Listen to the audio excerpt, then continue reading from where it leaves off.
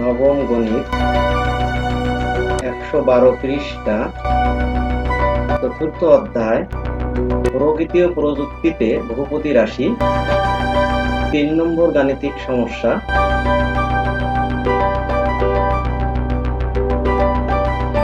যেখানে কয়েকটি বিশেষ বৈশিষ্ট্য সম্পন্ন বহুপদী রাশির উদাহরণ দেখাতে বলা হয়েছে।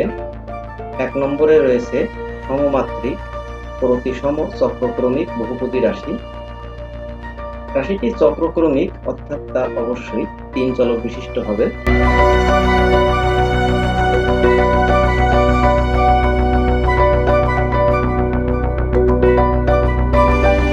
এখানে রাশিগুলো সবই সমমাত্রিক রাশি, তাদের মাত্রা 1, এ রাশিটির মাত্রা 2, এ রাশিটির মাত্রাও আছে 2, কারণ এখানে x এর মাত্রা 1, y এর মাত্রা 1, অর্থাৎ এই পদটির মাত্রা 2, একইভাবে এটির মাত্রাও 2, এই পদটির মাত্রাও 2, অর্থাৎ এইখানে প্রত্যেকটি রাশি সমমাত্রিক।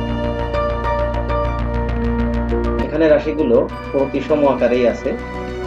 আমরা যে কোনো দুইটি চলকের স্থান বিনিময় করলে যে রাশি পাবো তা এরকম। যদি x এবং y এর স্থান পরিবর্তন করি তাহলে পাবো y plus x plus z। লক্ষ্য করো, এই রাশিটি আর এই রাশিটি, দুটি রাশি কিন্তু একই অর্থ প্রকাশ করে। একইভাবে আমরা পরবর্তী যে দুইটি রাশি রয়েছে এদের ক্ষেত্রেও যদি যে কোনো দুইটি চলকের স্থান পরিবর্তন করি, যেমন এখানে যদি y এবং z এর স্থান পরিবর্তন করি তাহলে আসবে, লক্ষ্য করো, দুটি চলকের স্থান পরিবর্তন করার ফলে প্রাপ্ত রাশিটি পূর্বের রাশির সাথে একই অর্থ প্রকাশ করে। ঠিক একইভাবে এখানেও আমরা যদি দুইটি চলকের স্থান পরিবর্তন করি তাহলেও এদের কিন্তু কোনো অর্থের পরিবর্তন হবে না। এবার লক্ষ্য করো, এই রাশি তিনটি কিন্তু চক্রক্রমিক, কারণ এখানে চলকগুলোকে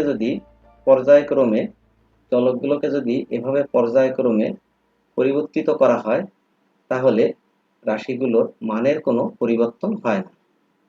যেমন x এর পরিবর্তে y, y এর পরিবর্তে z এবং z এর পরিবর্তে x। আমরা এভাবে পর্যায়ক্রমে চলকগুলোর স্থানান্তর করে যে রাশিটি পালাম তা কিন্তু প্রথম রাশিটির অনুরূপত্ব প্রকাশ করে।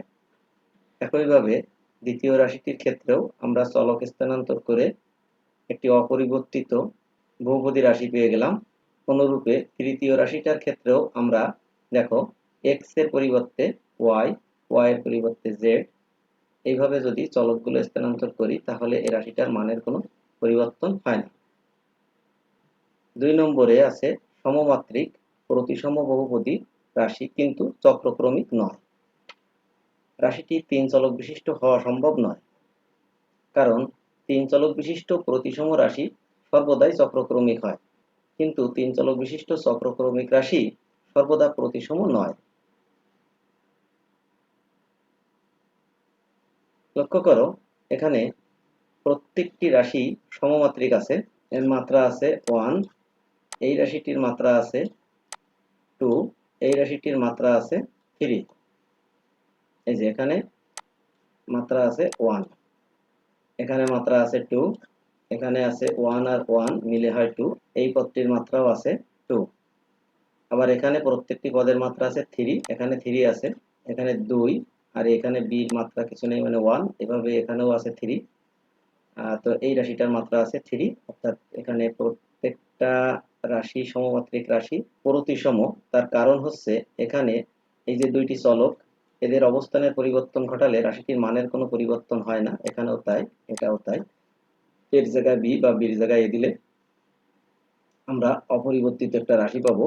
যেমন রাশিটিতে আমরা বির পরিবর্তে এ ব্যবহার করেছি এবং এর পরিবর্তে বি ব্যবহার করেছি, তাতে করে কিন্তু এর মানের কোনো পরিবর্তন ঘটেনি। সুতরাং এখানে প্রত্যেকটি রাশি আছে প্রতিসম রাশি। আবার এই রাশিগুলোর চক্রক্রমিক হওয়া সম্ভব নয়, কারণ এগুলো 2 চলক বিশিষ্ট।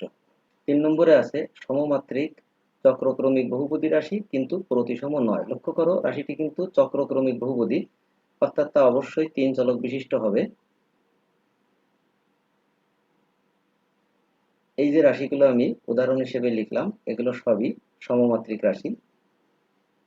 তার কারণ এখানে মাত্রা x এর আছে 1, y এর আছে 1, আলটিমেটলি এই পদটির মাত্রা কিন্তু 1 - 1, দ্যাটস মিন 0। প্রত্যেকটি পদের মাত্রাই আছে এখানে 0, অর্থাৎ এটা শূন্য মাত্রার বহুপদী। 2 নম্বর উদাহরণে x আর y বা x আর z গুণ আকারে আছে।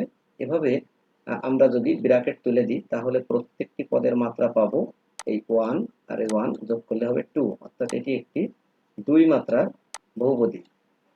একইভাবে এই রাশিটাতে আছে a - b হোল কিউব এবং প্রত্যেকটি পদেই কিউব থাকায় এটি একটি 3 মাত্রার বহুপদী। তবে এখানে প্রত্যেকটি রাশি কিন্তু সমমাত্রিক। আবার এই রাশিগুলো কিন্তু চক্রক্রমিক, কারণ এখানে আমরা যদি চলকগুলোকে পর্যায়ক্রমে স্থানান্তরিত করতে থাকি তাহলে পাবো এরকম x এর পরিবর্তে y, y এর পরিবর্তে z। লক্ষ্য করো প্রাপ্ত রাশিটি কিন্তু পূর্বের রাশির সম অর্থ প্রকাশ করে। একইভাবে আমাদের এই 2, 3 এই রাশিগুলোতেও যদি পর্যায়ক্রমে চলকগুলোকে স্থানান্তরিত করতে থাকি তাহলে এগুলোর মানের কোনো পরিবর্তন হবে না। সুতরাং এগুলো সবই কিন্তু চক্রক্রমিক রাশি। কিন্তু লক্ষ্য করো এই রাশিগুলো কিন্তু প্রতিসম নয়। তার কারণ আমি যদি এখানে 2টি চলকের অবস্থানের পরিবর্তন করি তাহলে রাশিটির মান পরিবর্তিত হয়ে যায়। যেমন এখানে যদি y, y এর পরিবর্তে z এবং z এর পরিবর্তে y স্থাপন করি তাহলে দেখো এই রাশিটি কিন্তু পূর্বোক্ত রাশির সম অর্থ প্রকাশ করে না। যেমন এখানে যে x/y আছে সেই পদটি কিন্তু এখানে পাওয়া যাচ্ছে না, অর্থাৎ এই রাশিটি এবং এই রাশিটি ভিন্ন অর্থ প্রকাশ করছে। অতএব এই রাশিটি কিন্তু প্রতিসম রাশি নয়। ঠিক একইভাবে পরবর্তী দুইটা যে রাশি আমরা দেখতে পাচ্ছি এখানেও যদি দুইটা চলকের অবস্থানের পরিবর্তন করি তাহলে কিন্তু সম্পূর্ণ ভিন্ন রাশি পাবো আমরা। অর্থাৎ এরা সমমাত্রিক চক্রক্রমিক বহুপদী কিন্তু প্রতিসম নয়। 4 নম্বরে রয়েছে প্রতিসম চক্রক্রমিক বহুপদী রাশি কিন্তু সমমাত্রিক নয়। যেহেতু রাশিটি চক্রক্রমিক সেহেতু তা অবশ্যই 3 চলক বিশিষ্ট হবে। লক্ষ্য করো এখানে প্রথম পদের মাত্রা রয়েছে 1, দ্বিতীয় পদের মাত্রা 1, তৃতীয় পদের মাত্রা 1, কিন্তু চতুর্থ পদের মাত্রা রয়েছে 1, x এর মাত্রা 1, y এর মাত্রা 1, z এর মাত্রা 1, অর্থাৎ এই পদটির মাত্রা আছে 3। অর্থাৎ এটা কিন্তু সমমাত্রিক নয়। এই যে সমমাত্রিক নয় এই রকমের রাশি উদাহরণ হিসেবে দিতে বলা হয়েছে, এটা সমমাত্রিক হলো না। দ্বিতীয় রাশিটিতেও দেখা যাচ্ছে প্রথম পদের মাত্রা 1, দ্বিতীয় পদে 1, তৃতীয় পদে 1, চতুর্থ, পঞ্চম, ষষ্ঠ পদের মাত্রা কিন্তু 2 করে আছে। এটা কিন্তু 2, x এর মাত্রা 1, y এর মাত্রা 1 একত্রে যোগ হয়ে যাবে কারণ x y গুণ আছে। সুতরাং এই পদটির মাত্রা আছে 2, এটাও 2, এটাও 2, অর্থাৎ এটাও সমমাত্রিক নয়। একইভাবে তৃতীয় উদাহরণটির পদগুলোও কিন্তু সমমাত্রিক নয়।